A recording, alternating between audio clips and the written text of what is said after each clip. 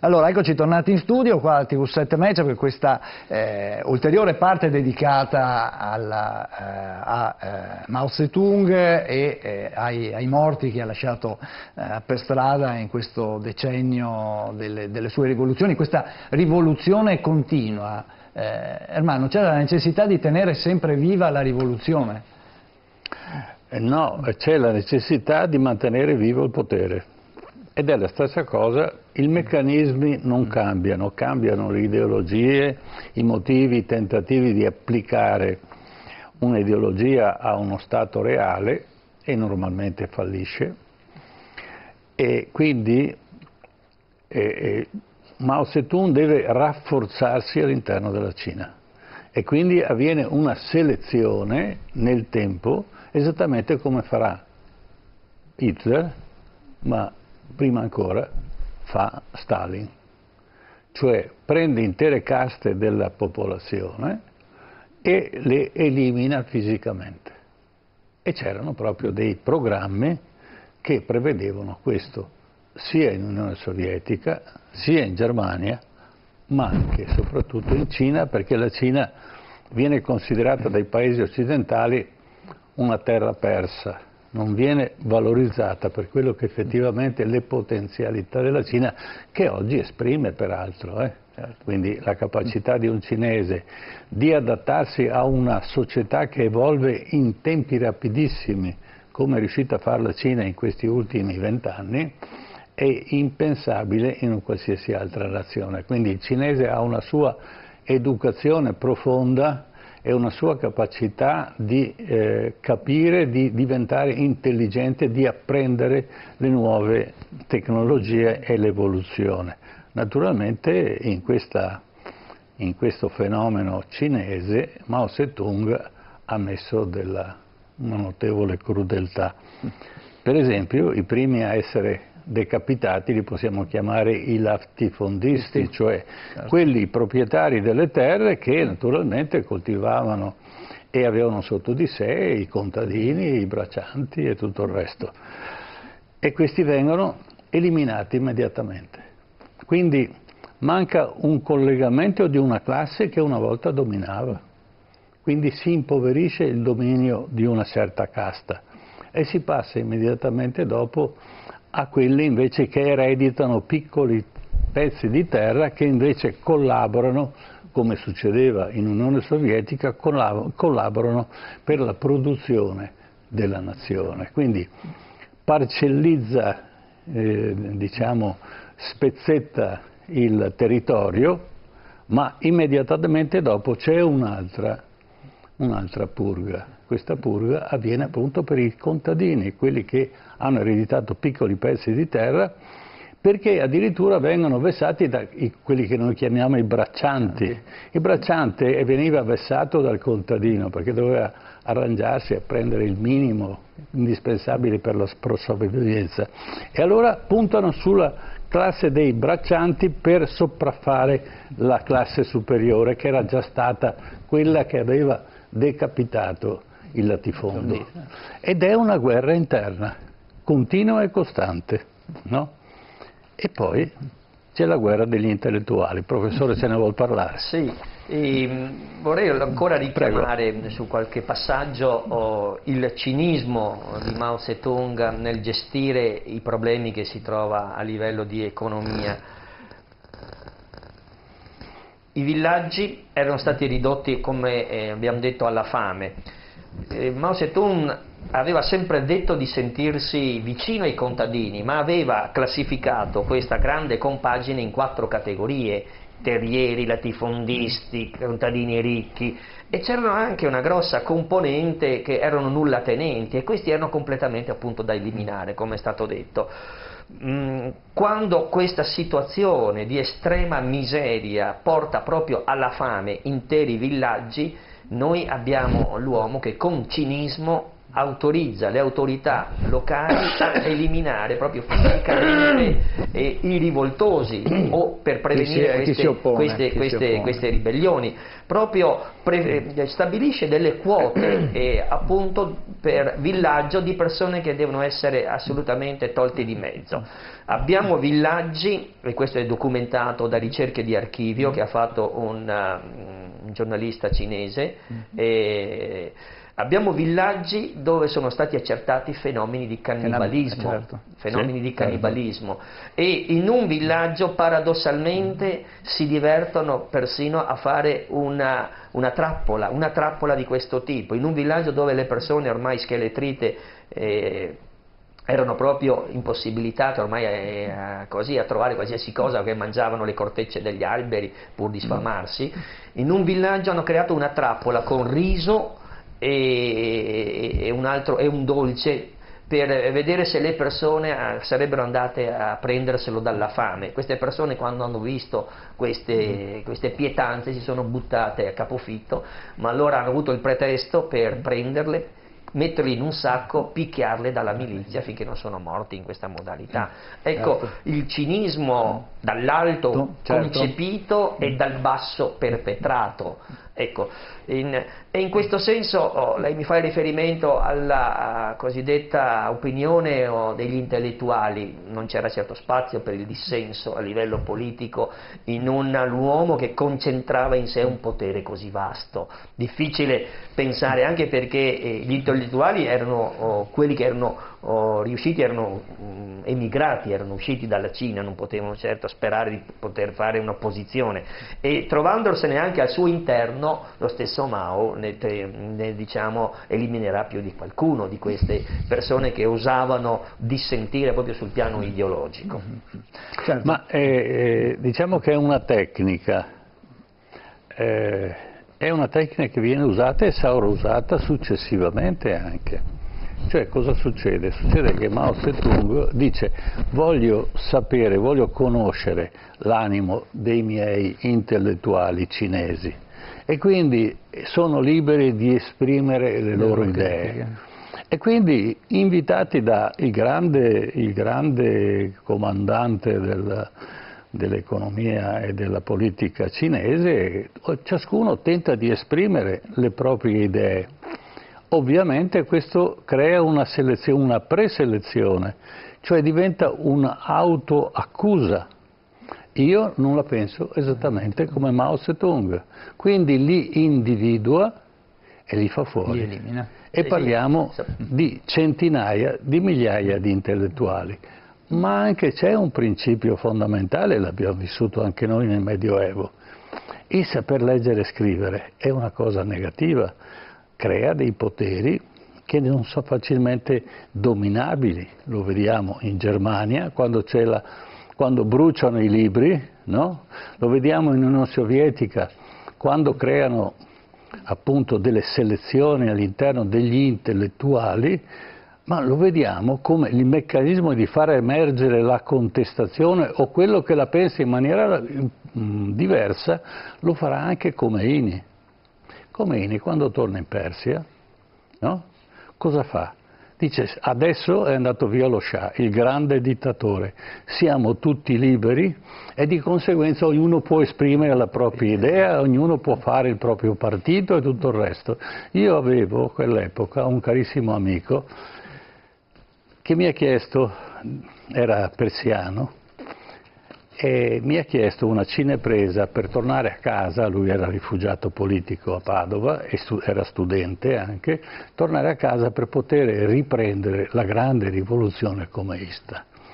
E io, prima di dargli la cinepresa e un pacco di pellicole, gli dissi: stai attento, perché l'ho già vista questa situazione, vogliono contarvi, quando avranno fatto la conta vi faranno sparire. E lui non ci credeva, dice: no, è la grande rivoluzione, è arrivato Khomeini, perché la religione e tutto il resto, quindi era convinto. Non tornò più a casa. Non solo, ma io quando nel 95 andai in Persia, lo cercai e riuscii a trovare la traccia. L'avevano inchiodato sulla porta delle carceri, e poi l'avevano ammazzato. L'istruzione è sempre stata nemica di ogni visione ideologica e totalitarismo, perché una conoscenza è anche una critica implicita e chi ha una unica visione non tollera il dissenso, anche se è un dissenso illuminato più di qualche volta, non è un dissenso solo gratuito, solo per contestare chi ha il potere. Diciamo che è un po' alla Sordi. Io sono io e tu non sei. Attenzione, perché questo atteggiamento nella, diciamo, cultura cinese non è mica sparito neanche ai giorni nostri, perché ancora si può dire recentemente, quando c'è aria di rivoluzione di qualche regione, la prima cosa che fanno è di impedire la comunicazione e di spegnere internet. La prima cosa, e loro lo sanno fare, e è una delle modalità per stroncare subito con messaggi, contatti, e ancora oggi avviene. Ha fatto un riferimento interessante alla figura dell'Ayatollah, appunto, Khomeini. Siamo entrati anche nel 2019, siamo proprio nel 1979, sarebbe interessante guardare come è cambiato l'Iran, per dire, sarebbe materia, come questa data abbia dato una svolta a tutta l'area del Medio Oriente, a tutto l'Iran, ma non solo, perché con questo rigurgito di visione islamica e di rinascita poi si sono accodati tantissimi altri stati, e abbiamo questo Medio Oriente nello sfascio in cui è precipitato dal 2011 in poi. Quelle che sembravano delle primavere arabe sono diventate dei barbari inverni. Sì. Certo. Quello che a me, Prego. Visto che stiamo arrivando alla contemporaneità, fa una certa impressione, riprendendo il discorso dei diritti umani che si faceva all'inizio, che comunque dopo il fallimento della rivoluzione culturale cinese, che è stata l'ultima violenza del comunismo cinese, tremendo, con fiumi di sangue che sono scorsi, che hanno macchiato l'intero territorio cinese, con la distruzione d'arte, un tentativo di distruzione della memoria. Cosa nasce? Nasce il capitalismo di Stato, nasce il capitalismo comunista, ma il capitalismo produttivo porta in sé il germe della competizione, e il germe della competizione è in sé il germe della libertà. Io difatti sto qui a vedere quando la competizione che c'è nella borsa di Shanghai si trasformerà in competizione anche politica e culturale, perché non può esserci una competizione nella borsa di Shanghai, non ci può essere ancora un controllo del partito sull'economia e contemporaneamente una concorrenza capitalistica anche all'interno della Cina. Il consumatore, che è l'immediato prodotto del capitalismo cinese, porta a una diversa evoluzione.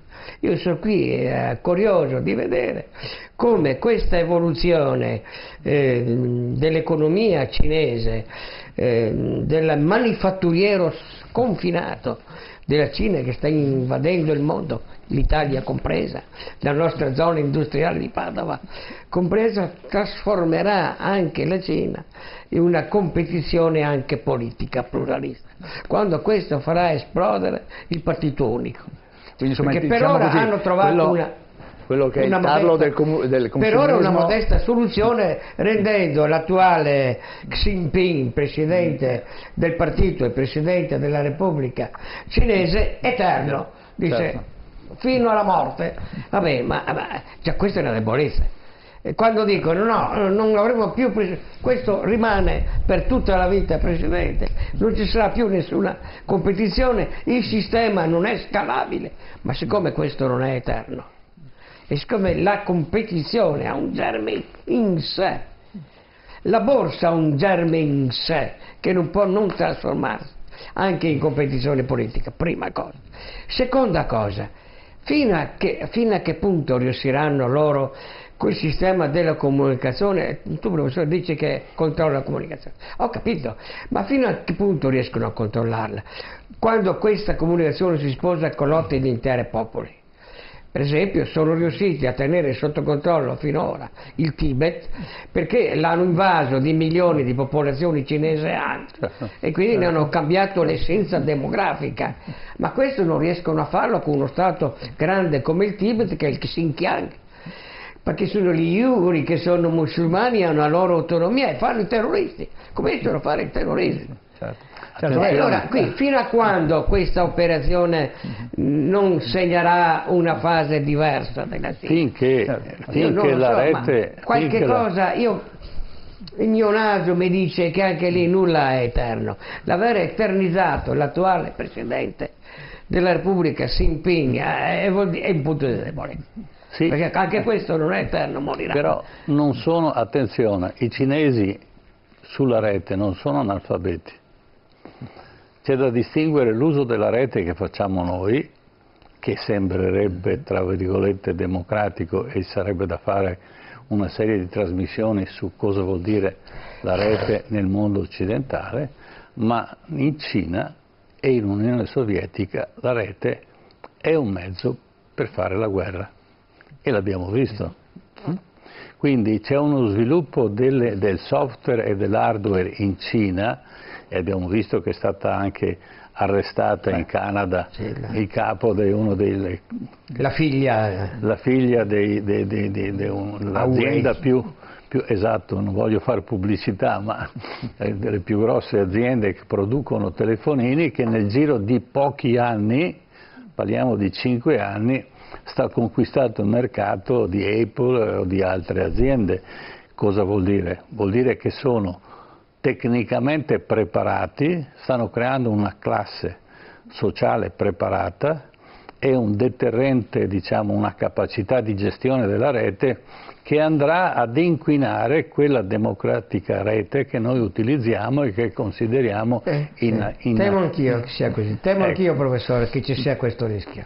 Temo proprio perché la competizione attuale, non volevo interromperti, professore, no, prego. Perché la competizione attuale è proprio questa della Cina con l'America, è la leadership dell'intelligenza artificiale. Ora, andiamo oltre la rete, ma l'essenza della rete è l'intelligenza artificiale. Non potrà non prendersi anche Formosa, perché Formosa è l'ultima tenutaria, scusate il termine un po' volgare, ma è l'unica sede, diciamo,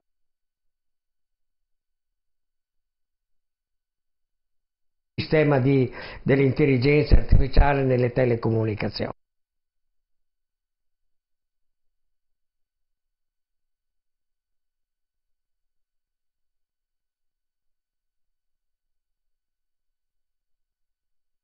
L'intelligenza artificiale che sembra contesa tra America e Cina, ma con un vantaggio cinese. Quando questo vantaggio verrà segnato, quindi noi guardiamo alle guerre dei dazi, no, le guerre sull'egemonia non è mica sui manifatturieri. La guerra, la lotta vera fino in fondo è sull'egemonia dell'intelligenza artificiale, e oggi questa egemonia viene giocata solo a due nel nostro pianeta. Più intelligenza artificiale, che è una parte, sulla sistemi di comunicazione. È lì la chiave. Esatto. Ecco, che poi la politica estera della Cina ha anche un'altra grande, diciamo, ha un ramo che ancora non riusciamo a percepire, ma chi frequenta l'Africa se ne rende conto. Cioè, sta colonizzando l'Africa, ma non spara un colpo di fucile. Allora, se io ricordo quello che facemmo noi e gli inglesi piuttosto che i francesi in Algeria, in Sudafrica o ad Addis Abeba, i cinesi comprano tutto, perché hanno capito una cosa molto semplice, che noi europei non abbiamo capito, che a stampare denaro, cioè a stampare pezzi di carta, si diventa ricchi. Certo, allora siccome il tempo scappa via e c'è una parentesi che vorrei aprire che un pochino ha anticipato Gottardo, cioè la questione del Tibet. Il Tibet è 70 anni che è come dire, perseguitato dalla Cina.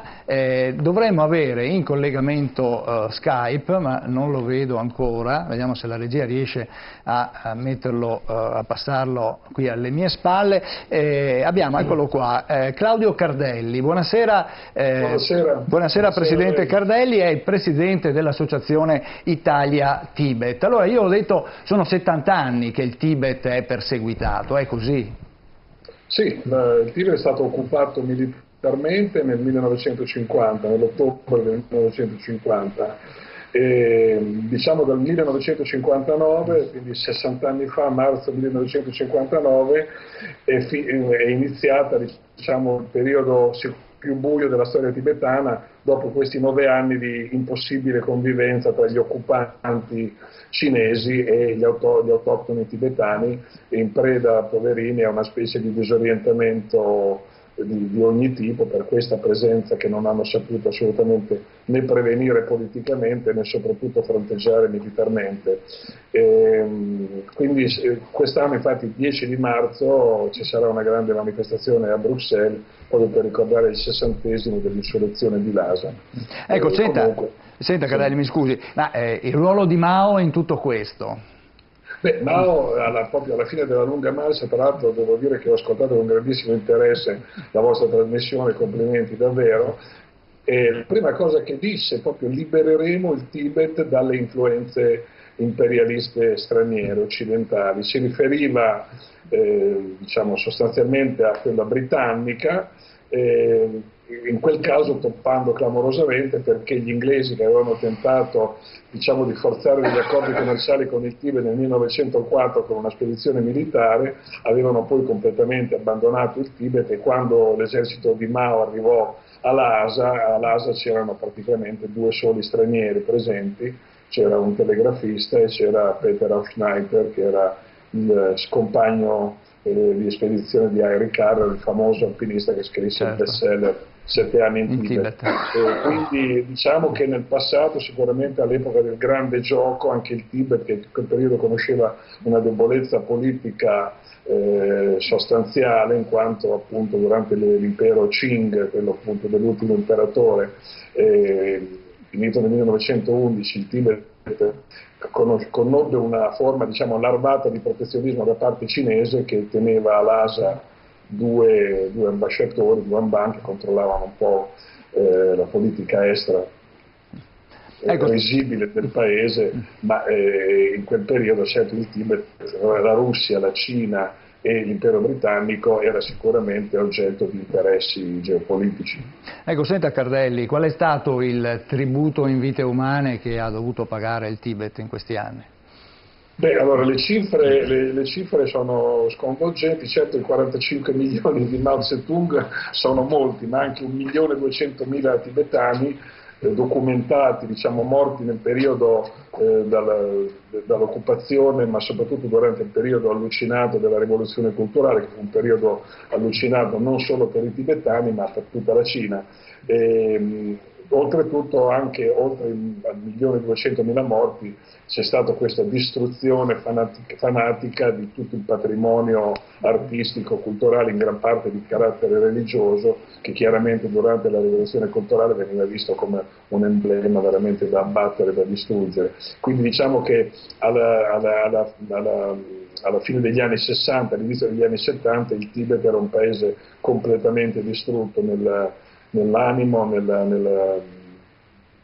nei segni, nei simboli della sua cultura, e quindi veramente si può parlare anche per il Tibet di un genocidio nel vero senso della parola. Ci fu anche una grande fuga e una deportazione dei tibetani.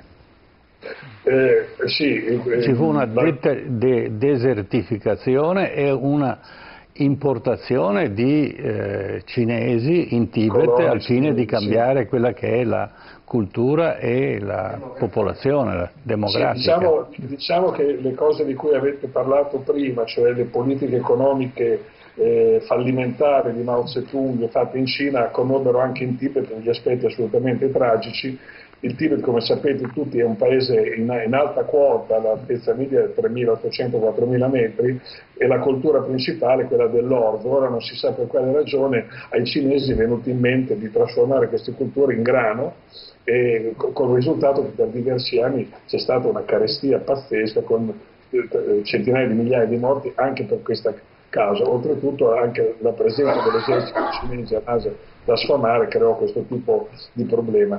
La deportazione dei tibetani nei campi di concentramento, ci sono testimonianze veramente molto impressionanti e angoscianti di testimoni che hanno vissuto questi periodi, e poi la colonizzazione che è iniziata sostanzialmente negli anni '80 io ricordo sempre questa frase che mi impressionò moltissimo, detta da un funzionario del Partito Comunista Cinese a Chengdu, disse: affogheremo i tibetani in un mare di Han. Questo era il 1983-84, e da allora questa colonizzazione forzata è iniziata, poi favorita recentissimamente dalla costruzione di questa ferrovia avveniristica, tanto propagandata come la ferrovia più alta del mondo, tante belle cose, ma in realtà una ferrovia che ha portato in Tibet altri milioni di cinesi che hanno superato i tibetani da tempo, e poi una ferrovia che anche si occupa di portare via materie prime di cui il Tibet è ricchissimo. Poi potremo anche chiarire per quale ragione il Tibet è così caro ai cinesi. Certo, ecco, senta, per il Tibet chiaramente non si parla di indipendenza, forse di autonomia, c'è qualche speranza? Sì, no, sì, non è che c'è speranza, sì, è l'osservazione che lei ha fatto, da molto tempo, dall'87 per l'esattezza, quando da Strasburgo il Dalai Lama propose per la prima volta la creazione di uno stato cuscinetto tra l'India e la Cina, che sarebbe stato il Tibet, una specie di oasi di pace. Poi la cui politica estera sarebbe stata gestita dalla Cina all'interno dei tibetani. Poi ancora più morbidamente cedette anche sul discorso dell'indipendenza, cosa credo che qui non ci sia lo spazio per raccontare le ragioni per cui il Tibet era un paese indipendente, però il dibattito è aperto, ma vi assicuro che gli elementi sono tanti. Diciamo che il Dalai Lama da molto tempo chiede formalmente il rispetto di un'autonomia genuina nell'ambito della Repubblica Popolare Cinese, come prevede anche la Costituzione cinese per le autonomie. Va detto che come i cinesi non rispettarono neanche uno dei 17 punti che fecero firmare i tibetani nel 1951, questa autonomia del Tibet è assolutamente non rispettata, e ne sono la prova oltre 160 tibetani che si sono autoimmolati col fuoco per protestare contro la politica cinese in Tibet. Certo. Più di questo credo che non si possa dire, insomma. Certo. Allora io la ringrazio Claudio Cardulli per essere stato con noi, ricordo presidente dell'associazione Italia Tibet. Tra l'altro credo che lei sia stata la persona che ha fatto arrivare il Dalai Lama qua in Italia, no? Diverse volte. Ok, perfetto, grazie ancora, buona serata. Grazie a voi. Grazie. Allora, Gottardo, abbiamo parlato di autonomia, di indipendenza, il Tibet. Lì ha citato qui il nostro ospite questa famosa, tanto decantata ferrovia. Questo è un cordone ombelicale per la sottomissione finale del Tibet. Questa grande ferrovia è l'atto estremo della colonizzazione. E secondo, è lì i milioni di popolazione cinese delle pianure cosiddette si chiamano etnia Han con l'H davanti, hanno cambiato proprio la composizione demografica. Vai a Lhasa e vedi i nuovi quartieri, c'è città completamente nuove. Io l'ho viste cose simili come risultato anche della vecchia Unione Sovietica. Vai a Tallinn adesso, appena fuori Tallinn, che è la capitale di un piccolissimo, fantomatico e bellissimo paese che si chiama Estonia, a 10 km c'è un'enorme città occupata solo che da russi. Russi, non è esatta neanche la parola russi, russofoni, cioè homus sovieticus, che per una composizione molto... Migranti russi. Ecco, migranti. Quindi queste all'infinitamente più le trovi in Cina, quindi l'autonomia è una grande battaglia culturale dei secoli prossimi, delle società collettive destinate a diventare sempre più collettive del nostro pianeta. Le strutture che hanno creato i cinesi sono strutture di dominazione. Quello che mi preoccupa, vi racconto questo episodio a cui ho assistito. Credo che grazie anche al nostro ospite qui, erano giorni in cui Dalai Lama era stato in visita a Roma. Credo fosse stata la prima visita a Roma. In quei giorni io personalmente ho sempre avuto da buon sessantuttino una simpatia per il Tibet, per la cultura tibetana. Avevo cominciato da ragazzo a collezionare dei piccoli tanka, dei piccoli mandala che ancora conservo tibetani, e quindi avevo sentimentalmente, poi visto che bellissimo film della Cavani sugli asceti tibetani, insomma, vado a trovare Andreotti, ecco, andiamo alla sostanza, e dico, Presidente, guarda che c'è Dalai Lama, dobbiamo fare qualche cosa. Lui mi ha guardato con una certa confidenza, anche con una stizza, che io intervenissi. Io pensavo che anche lui fosse d'accordo con me, perché aveva nell'anticamera dei piccoli Buddha, che evidentemente tibetani, piccoli così, quelli vagamente dorati, e dei campanelli che lui collezionava, che erano chiaramente campanelli tibetani da preghiera. Era convinto di aprire una porta aperta. Dico, guarda che c'è il Dalai Lama, dovremmo fare qualche cosa. Lui mi guarda arrabbiato, mi dice, ma che cosa dici? Dobbiamo pensare alla Cina. Li vedevi il ministro allora era ministro degli esteri, molto settico, anche con un po' di setticismo, molto settico. Dobbiamo pensare alla Cina. Allora dice, ma cosa vuoi, mica che andiamo dietro a riportare un regime teocratico e parafeudale? Dico, guarda Presidente, non è teocratico parafeudale, è una grande civiltà. Io ne sono profondamente appassionato, ma ho visto che ho capito che le segreterie... Non so se ti ricordi quando ci fu la manifestazione a Piazza Tiananmen, cosa disse Andreotti? No, non mi da ricordo. quale parte stava? Stava dalla parte del governo. Sì, allora, sì. mentre tutti avevano accettato questa specie di rivoluzione, sì, dove la fotografia storica è questo ragazzo con le braccia aperte, che ferma uno il carro studente armato, ferma un carro armato, no? Andreotti dice che sta dalla parte del governo cinese. Sì, ho visto il cinismo e ho capito che le cancellerie di tutti i paesi, quelli avanzati, insomma, Sì, erano per fare i business, erano con i business con la Cina, che quindi queste battaglie culturali, tant'è vero che l'Italia, che aveva un bellissimo museo etnografico dovuto alle ricerche del professor Tucci sul Tibet, l'aveva in via Merulana a Palazzo Brancaccio, l'ha chiuso, adesso l'ha deportato in fondo all'Eur come una sezione del museo etnografico. Quindi una sensibilità anche nella gestione politico-culturale dei rapporti con la cultura tibetana, con le forme di autonomia si è sbiadita nei vari governi, sì, perché prevale la realpolitik del commercio. Come si è evoluto? Vediamo un attimo di cercare di dare una conclusione a questo percorso. Come si è evoluto il maoismo, che poi era un partito, e in Italia e nei paesi europei il maoismo aveva attecchito come alternativa al comunismo.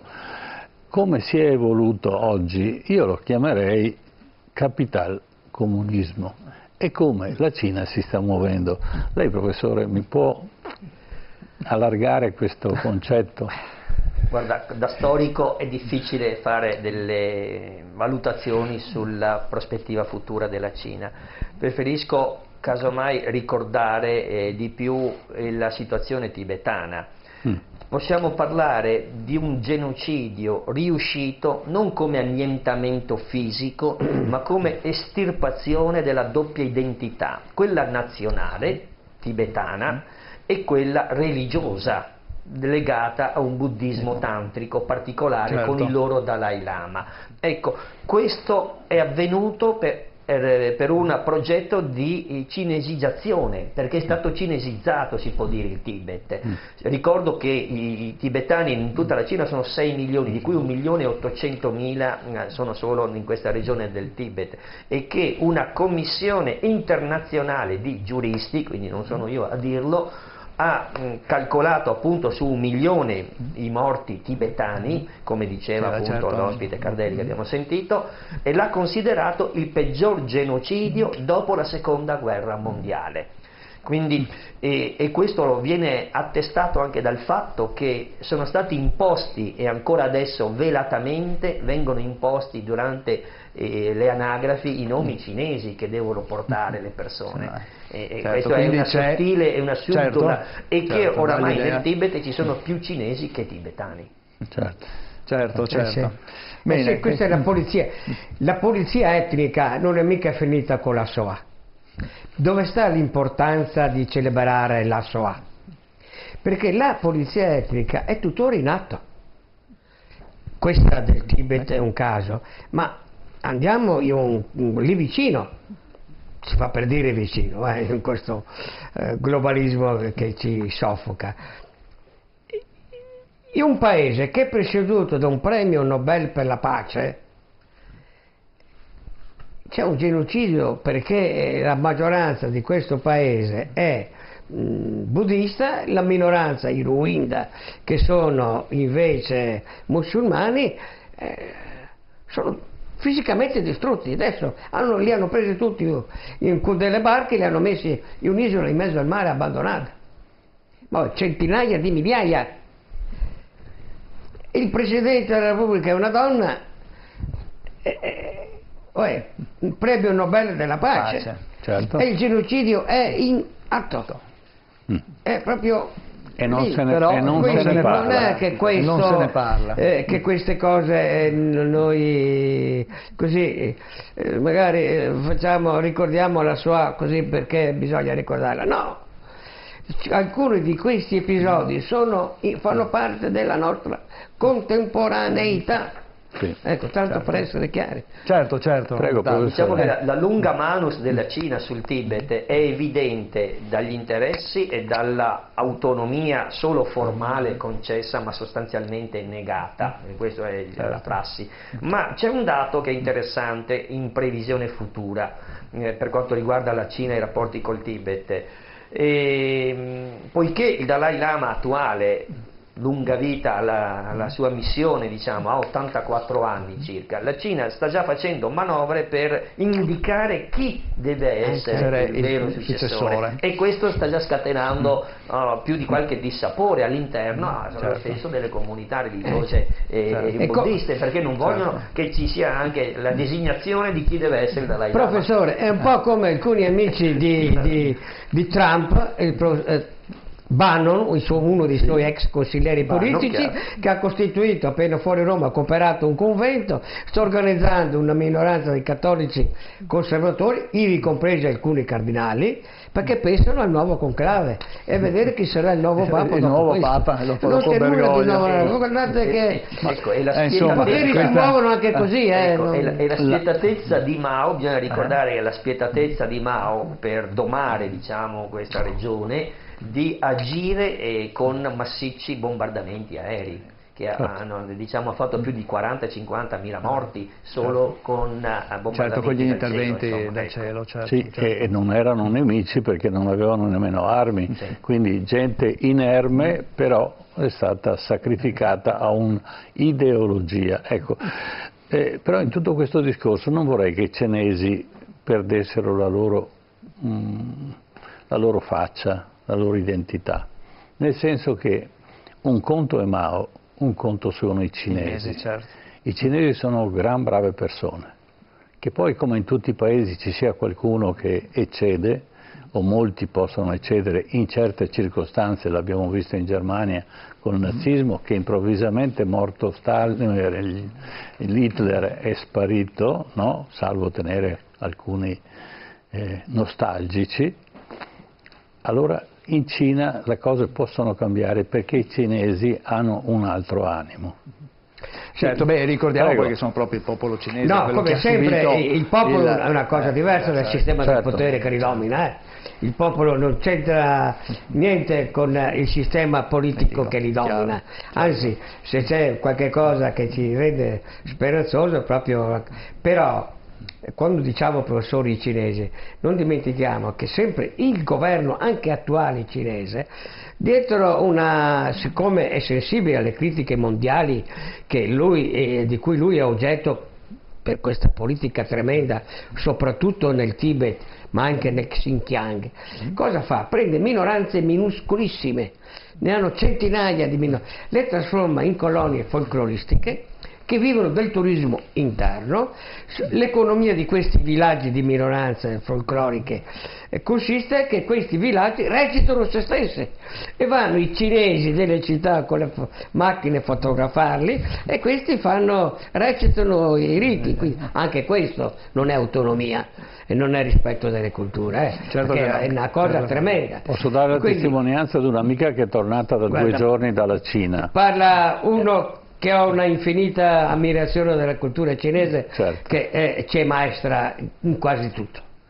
Questa amica che è tornata dalla Cina mi diceva che ci sono delle zone dove la ricchezza è smisurata e a distanza di qualche chilometro c'è una povertà totale, per cui sta nascendo un capitalismo che forse il mondo occidentale non ha ancora sperimentato ed è tipicamente cinese. Però, scusa professore, anche scusate se porto una banale contemporaneità, ma anche l'immigrazione cinese, non c'è nessun rigetto rispetto agli immigrati cinesi. Perché non c'è nessun rigetto rispetto all'immigrazione cinese?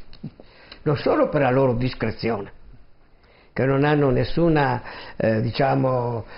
volontà di sopraffazione, ma mantengono l'identità totale e assoluta in tutte le città, nell'ultimo dei piccoli paesi dove gestiscono l'ultimo piccolo bar, che è l'unico punto che rimane aperto nel piccolo comune della Bassa Padovana, e tutti hanno rispetto. Quindi questi chapeau essere capaci di inserirsi così nella quotidianità, chapeau nel sapere anche produrre questa capacità sconfinata di produrre oggetti di consumo anche infimo del sistema per aggiustarsi un occhiale ai sistemi medici. Agli stuzzicadenti. Però stiamo attenti, qui stiamo parlando del sistema del potere. Ecco, il sistema del potere di dominanza cinese rischia di essere un esempio di sistema di potere cosmico, chiamiamolo così, globale, che incombe sul nostro pianeta, stiamo attenti, perché il sistema di potere e di uso anche delle minoranze, con la scusa, di conservarli in realtà le trasformano in un oggetto di consumo. In scimmiotti che recitano se stessi, non è così, non è questa l'autonomia che noi pensiamo per il Tibet, per tutti noi che siamo autonomisti nel midollo delle ossa. Quindi, e questo non è una critica al popolo cinese di cui ho una sconfinata ammirazione, però è una critica, ragazzi, al sistema di potere che riguarda 1,5 miliardi di popolazione del nostro pianeta e che può essere un modello di sistema di potere che un domani, quando la sfida tra America e Cina sarà terminata, perché la vera sfida del pianeta è questa oggi, non vorrei che diventasse anche un modello per il controllo del nostro paese, del nostro mondo, e Dio non voglia, del nostro mondo globale. Ma guardate che il mondo va veloce. Sì. Certo. Ecco, possiamo dare un dato. Allora, siamo partiti con la guerra dell'oppio, no? Bene, il più grande importatore di droga negli Stati Uniti oggi è la Cina. Quindi è un boomerang. Come gli Stati Uniti hanno fatto la guerra dell'oppio, hanno partecipato per portare l'oppio in Cina, e parteciparono anche l'Italia, partecipò nella guerra dei boxer, partecipò l'Italia, l'Austria, Ungheria, e la Francia, ha avuto poi l'Inghilterra, la sede di gli Stati Uniti. Esatto. Adesso i cinesi stanno lanciando il boomerang alla rovescia. Bene, ma insomma qui i temi sono tanti e ci vorranno un sacco di trasmissioni per poterli affrontare tutti. Dobbiamo fermarci perché noi abbiamo anche l'appuntamento con la nostra rubrica del Memento, parleremo anche di autonomia proprio in questa rubrica tra pochi minuti dopo la pubblicità. Intanto ringrazio Settimo Gottardo per essere stato con noi, grazie al professor Lo rivediamo più tardi. Sì, Gottardo lo ritroviamo più tardi quando dovremo lei, parlare di politica. Se vuole restare, allora, un attimo di cortesia. pubblicità, arriviamo subito con la nostra rubrica del Memento, tra poco.